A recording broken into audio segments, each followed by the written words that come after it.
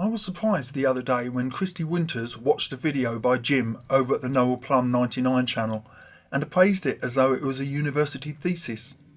Jim is a fireman and he wasn't offering his comments as a dissertation, merely as his thoughts on an issue of interest to him. Conversely, I was greatly amused to see Sargon of Akkad get his arse handed to him in a formal debate by the same woman. Sargon is often a pompous arse who approaches everybody else's videos as though these people should meet his arbitrary standards of academic rigour. Then, when it came to a debate against somebody capable and willing to meet that standard, he was reduced to a long series of petulant, unsubstantiated whines interspersed with insults and ad hominems. I often see in comments left by atheists or anti-feminists remarks such as, "Those are your feelings, but here are the facts," as though feelings are unimportant. Another one that I see doing the rounds a lot nowadays is, "You don't have the right not to be offended." I understand and agree with both of these sentiments, but they are never used to facilitate conversations. Rather, they are used to belittle the other person's position. Of course, in a conversation in which assertions are made about the nature of reality, facts trump feelings every time. However, it's important to understand that much as rationalists may wish, Christy Winter style, to subject every facet of society to academic scrutiny, emotions are the most important driving force in society, and to ignore them in a high-minded insistence that everybody views the world with Vulcan-like dispassion is to fundamentally fail to understand the nature of human interaction. If there is ever a greater example, it's the fact that Donald Trump, a man who is monstrously underqualified, rude, immature, dishonest, bigoted, and a repeated failure, is one of the two leading frontrunners for president of the most powerful nation on earth.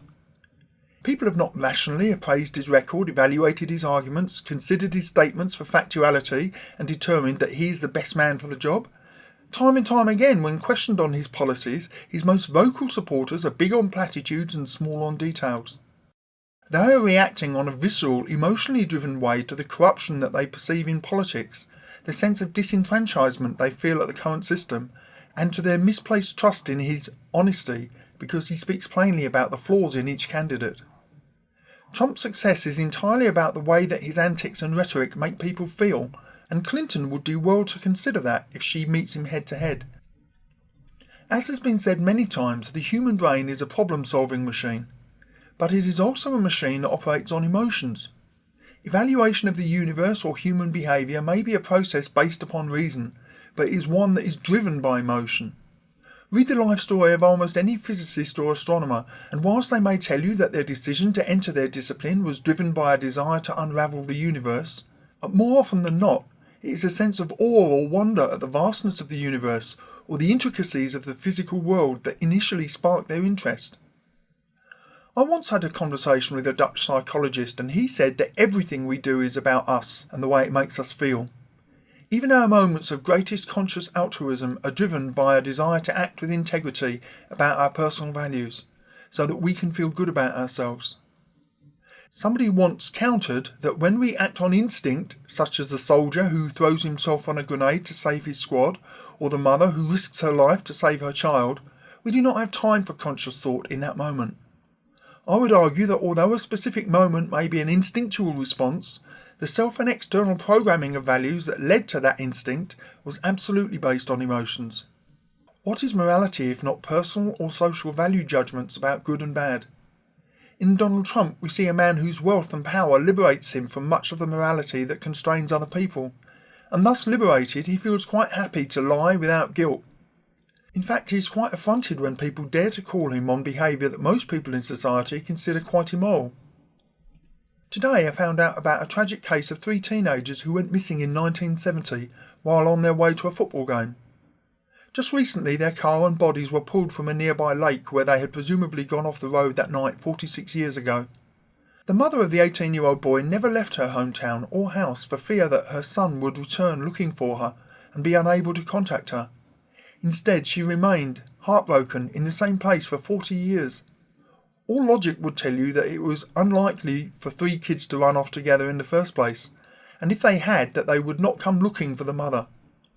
How long would hope persist? 5 years? 10? But when you reach 20 or 30 years, surely no rational person could still hope. Of course, you could easily dismiss this anecdotal tale as a single incident of no statistical importance in analysing the human condition, but such tales are not at all uncommon, and the power of our emotions can be demonstrated in a million other ways. When you watch a car advert and the specifications or track record of the vehicle are not even discussed, but instead the car is shown in a series of clips driving into sunsets along empty desert roads, spraying dirt as it accelerates away, the target of the messaging is not your intellect but your emotions. Volvo's punchline for the XC60 is "Seek feeling," whilst Audi claims "Joy finally has meaning." Manufacturers are not asking you to make rational decisions. They're trying to evoke an emotional connection with their product. Much as snotty atheists might exhort theists to use their brains or look at the facts, aggressive patronising atheists such as Lawrence Krauss, David Silverman, or Amazing Atheists are far less likely to change minds than Seth Andrews, Hemant Mehta, or Dark Matter 2525. In fact, they are more likely to polarise and calcify opinions, forcing theists to retreat to their safe spaces, churches and homes, where they remain free to continue indoctrinating their families free of contradiction. Even Matt Dillahunty of The Thinking Atheist has considerably softened his tone and reduced his ridicule over the years as he realises that his former hostility was counter to his goals. If we are to guide this towards our worldview, we will have to make our position desirable. It's not enough to be right. Much of the YouTube atheism community has deteriorated into tedious, self-satisfied echo chambers, big on ego stroking but low on accomplishments. Such atheism is worse than useless. It's inward-facing, divisive and polarising. There is certainly a place for ridicule. Human beings are social creatures who use approval as a powerful mechanism for guidance. This is a mechanism with far more downsides than ups, in my opinion, but when a person sees facets of their beliefs challenged as ridiculous, it may cause people to feel foolish for ever believing such things. There are probably no better proponents of this art than Dark Matter 2525, Miss Betty Bowers, Creationist Cat and the sadly missed Edward Current. Dark Matter's MO is to juxtapose Christian beliefs against a more rational position. The other three operate by pretending to be Christians and isolating and exaggerating particular negative beliefs. But ridicule is a blunt instrument, about as easy to wield with precision as a battle axe during open heart surgery. It's one best used judiciously, choosing one's cases and one's audience. Pointing to commands in the Bible about not wearing mixed fibres and using those, ignorant of their context, in arguments about the hypocrisy of cherry-picking Christians can lead to problems as well-studied apologists easily swat away such verses as mere guidelines with good justifications in ancient times. In losing such fights over trivia, we can then lose credibility in the greater argument. Sam Harris makes a brilliant argument against leaving Christians to delusional beliefs.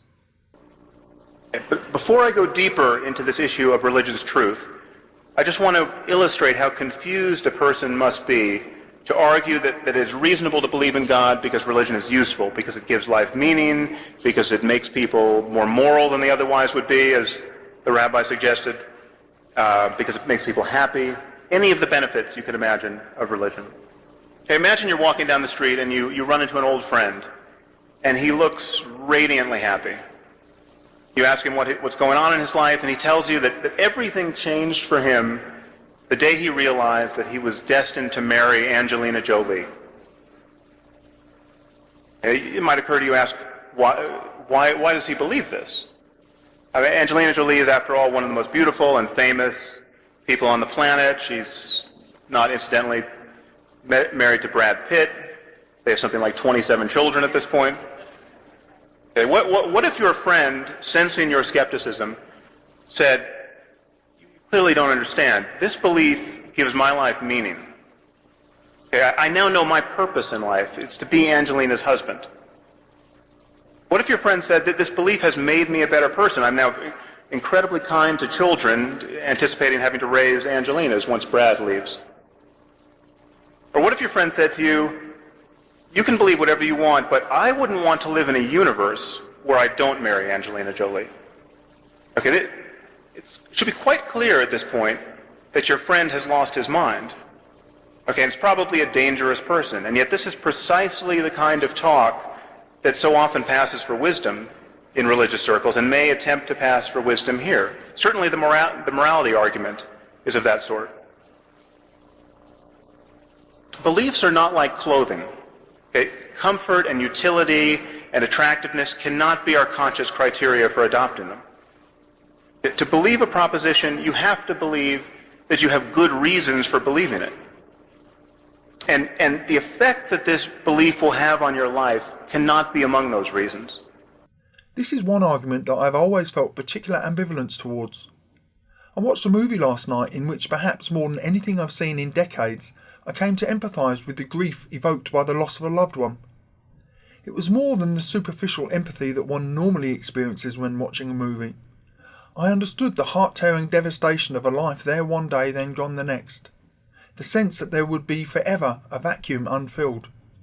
Emotions are part of the mechanism that helps human beings to bond, to operate as families, to evolve as more than a mere collective of convenience, into groups linked by bonds of empathy, friendship and love. They are a powerful part of moving beyond total self-absorption towards valuing the interests of others. Emotions are evolutionarily every bit as important as science, if not more so. When people smugly dismiss the feelings of others as being inconsequential, they reveal something lacking in their own comprehension and empathy. Nobody is saying that feelings should become the basis for scientific investigation, but nor will science alone be enough necessarily to convince theists to give up cherished beliefs that make negative emotions tolerable. I've heard it said many times that Christians don't really believe the Bible. It reminds me of the horror movie staple of the child thinking that if he hides under the covers chanting, "There's nothing there, there's nothing there," that it will make the monsters go away. The reality of an existence in which we are all mortal, children die, millions are murdered, and the vast majority of us will not die peacefully in our sleep is almost inconceivably bleak and depressing, especially when greed and wealth ensures that it will continue unabated. And what does atheism have to offer the world? It doesn't hold exclusive possession over the scientific method, although theists fence off areas of their lives to which they refuse to honestly apply that method. In my experience, we are all selective in our application of rationality or morality or integrity, be it for reasons of convenience or in a deliberate choice to avoid certain painful possibilities.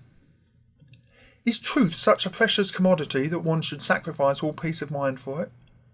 If your wife slept with 1,000 men before you married, are you richer for knowing that, or is it simply something that should be left in her past? If your kids behaved appallingly in college but are now good people, will knowing about their past do anything but bring you sadness? Of course, when a delusional belief is used to the world's detriment, it needs to be challenged and may be crushed, but the majority of Christians are not like that. They may not all be good people, but they're not all slave-owning, woman-belittling, gay-hating bigots. When I see the Koch brothers condemning millions to misery just so that they can acquire another billion that they'll never live to spend, it's almost enough to make me want to start believing in a being who will fuck them up good in the hereafter. It would certainly be so much easier, so much more comforting to believe that it all worked out right in the end. Some part of me will not allow me to accept such a lie, but given the massive emotional cost, I'm increasingly sympathetic and tolerant of those who willingly choose the blue pill. Ultimately, aren't they just taking emotional antidepressants? If we want to convince them that it's worth leaving their safe spaces, we have to give them somewhere better to go. We have to help make the world a nicer place. Losing guilt and discarding fear of judgment are good starts, but I doubt if they have sufficient weight on their own to counter the benefits of theism. Although I disagreed with the Atheism Plus movement, and I abhor intersectionality and the whole SJW privilege oppression mindset, there are more factors involved in converting people than merely the truth. Being right is not enough. The world has to feel better. The world has to be better on our side of the fence.